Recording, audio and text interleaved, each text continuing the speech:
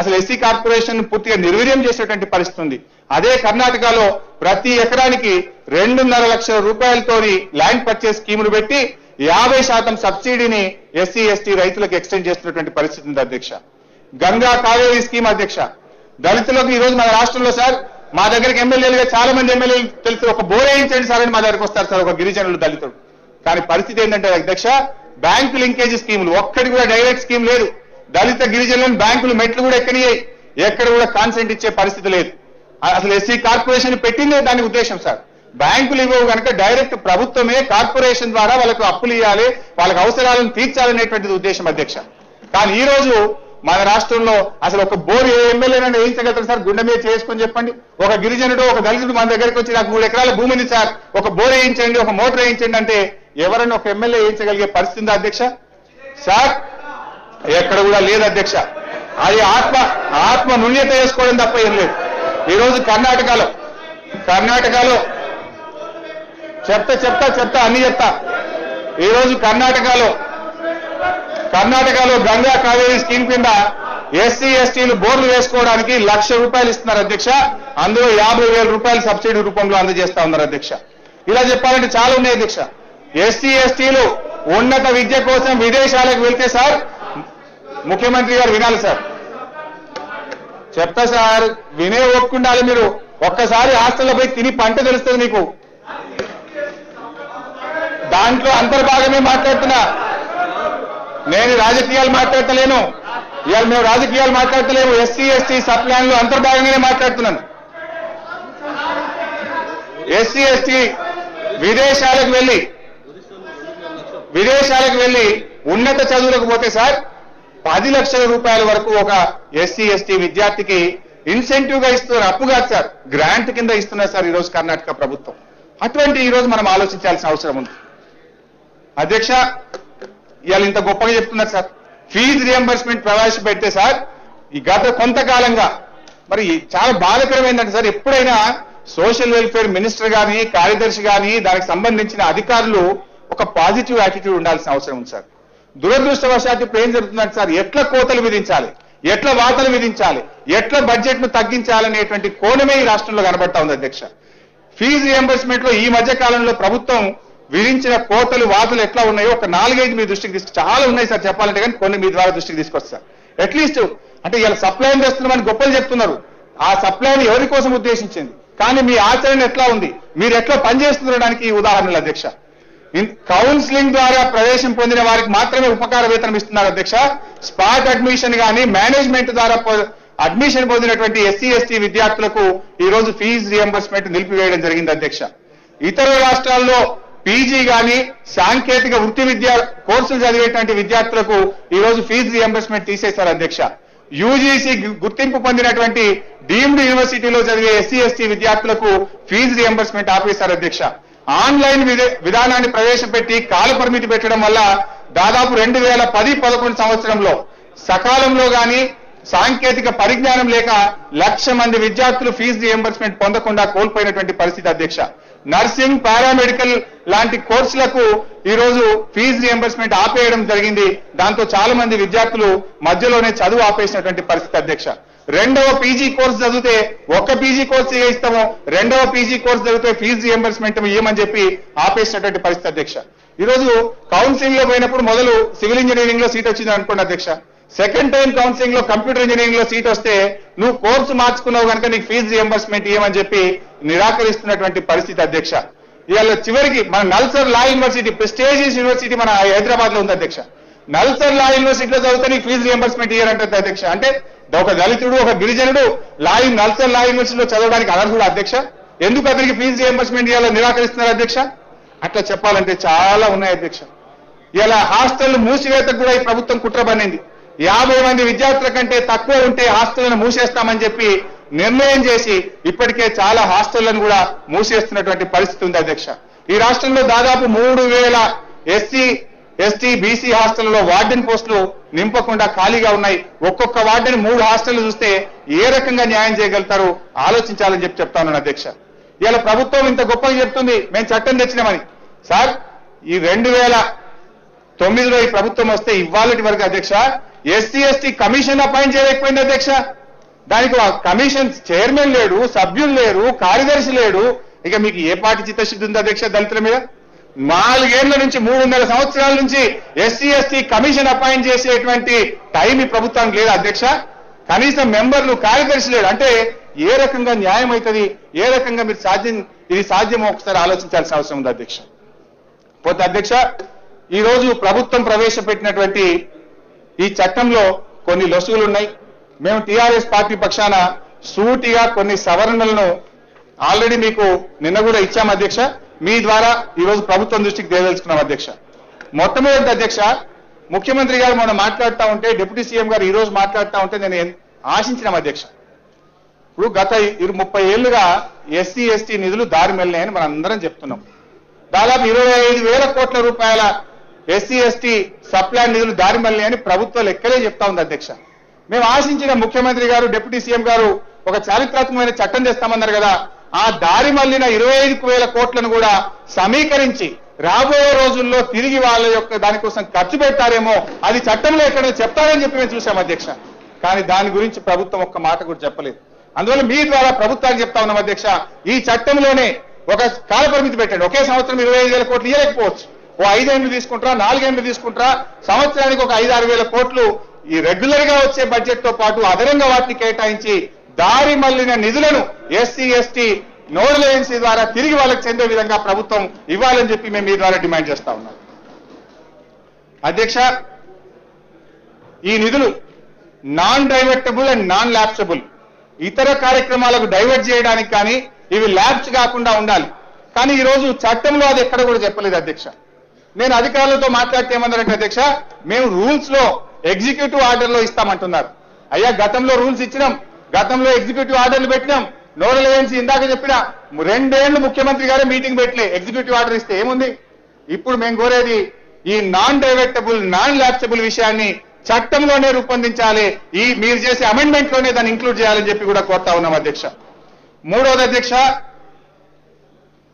ఈ అసెంబ్లీలో SC ST సప్లాన్కి సంబంధించి ఎన్ని నిధులు అయితే వచ్చినాయో, ఆ నోడల్ ఏజెన్సీ దేనికి ఖర్చు పెట్టదలుకుందో ఆ యొక్క ప్రణాళికను ఈ అసెంబ్లీలో ఒక ప్రత్యేకమైనటువంటి బడ్జెట్ ను ప్రవేశపెట్టి దాని మీద 3 రోజుల పాటు చర్చ జరిపి ఆమోదించినట్టయితే మరింత పారదర్శకత ఉండేటువంటి అవకాశం ఉంటుంది. దాని అసెంబ్లీలో ఎస్సీ ఎస్టీ నోడల్ ఏజెన్సీ ద్వారా ఒక సపరేట్ బడ్జెట్ ను ప్రవేశపెట్టే విధంగా ఈ చట్టంలో ఒక సవరణ చేయాలని చెప్పి మీ ద్వారా ప్రభుత్వాన్ని కోరుతా ఉన్నాం అధ్యక్ష. అదేవిధంగా అధ్యక్ష, ఈ ఎస్సీ ఎస్టీ సప్లైన్ లో చేయబోతున్నటువంటి పనులు, నిర్ణయాలు, శాంక్షన్లు, ఖర్చు వివరాలను వెబ్సైట్ లో ప్రజలందరికీ కూడా అందుబాటులో పెట్టినట్టయితే ప్రజలు చూసుకునేటువంటి అవకాశం ఉంటుంది.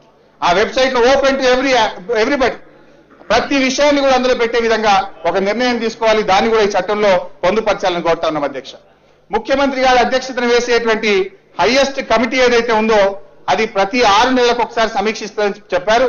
నేను ముఖ్యమంత్రి గారిని మీ ద్వారా ప్రభుత్వాన్ని కోరుతా ఉన్నాను, ప్రతి 3 నెలలకు ఒకసారి ముఖ్యమంత్రి గారు సమీక్షించే విధంగా ప్రతి నెల చీఫ్ సెక్రటరీ, అదేవిధంగా నోడల్ ఏజెన్సీ చైర్మన్ గా ఉండే social welfare, tribal welfare minister సమీక్షించే విధంగా ఈ చట్టంలో సవరణ తేవాలని చెప్పి మేము టీఆర్ఎస్ పార్టీ పక్షాన ప్రతిపాదిస్తా ఉన్నాం అధ్యక్ష.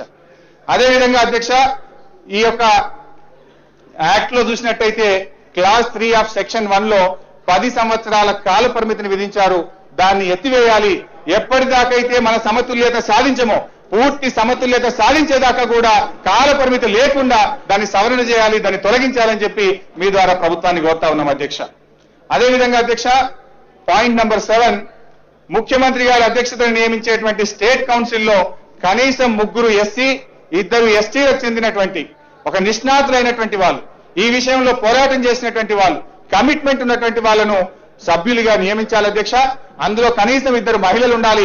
ఇది రాజకీయాలకు అతీతంగా ఈ సెలక్షన్ జరగాల్సిన అవసరం ఉంది. పొలిటికల్ అపాయింట్మెంట్ ముఖ్యమంత్రి గారు అపాయింట్ చేస్తే న్యాయం జరగదు అధ్యక్ష. దాని సెలక్షన్ కూడా ఒక ప్రొసీజర్ పెట్టి మరి చాలా మంది ఎస్ఆర్ శంకరన్ లాంటి వాళ్ళు, కాకి మాధవరావు లాంటి వారు ఎంతో మంది ఉన్నారు సార్ కమిట్మెంట్ ఉన్నటువంటి వాళ్ళు. అటువంటి వాళ్ళు సభ్యులుగా పెడితే నిజంగా అపెక్స్ కమిటీకి గౌరవం పెరుగుతుంది, ప్రజలకు మన మీద విశ్వాసం కలుగుతుందని చెప్పి మీ ద్వారా ప్రభుత్వం దృష్టికి తీసుకొస్తా ఉన్నాం అధ్యక్ష. అదేవిధంగా అధ్యక్ష,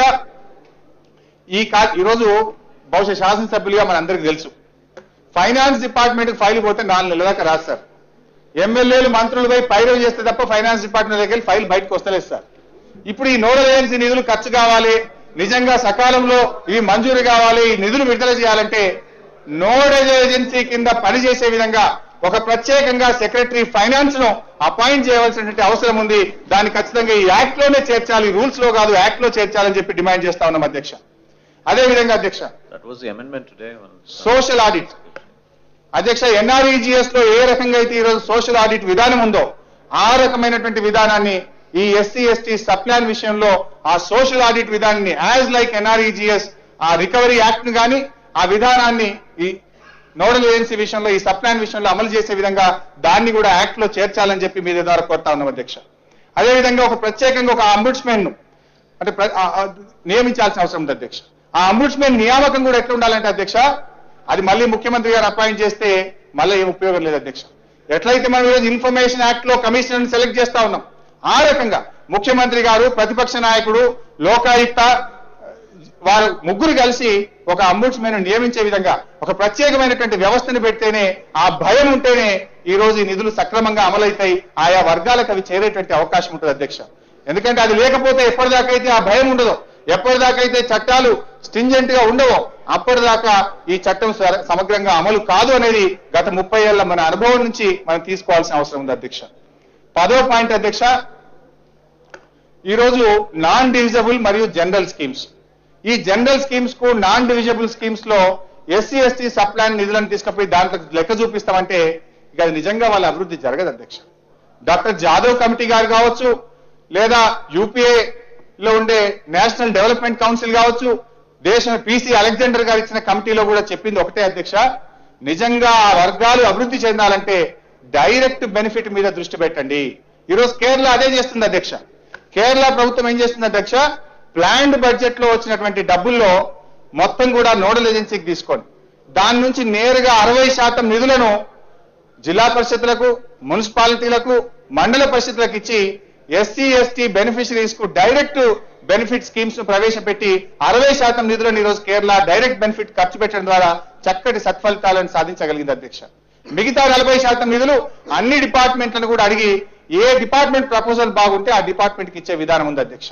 అందులో మేము కూడా కోరేది ఈ నాన్ డివిజబుల్ మరియు జనరల్ స్కీమ్స్ పేరు మీద ఈ సప్లాన్ నిధులు ఖర్చు పెట్టడానికి వీల్లేదు, దాన్ని యాక్ట్ లో చేర్చండి. మీరు 10% సీలింగ్ ను పెడుతూ దాన్ని ఏదో తీసుకొస్తున్నట్టు మేము చూసాం, దాన్ని దయచేసి సవరించాలి.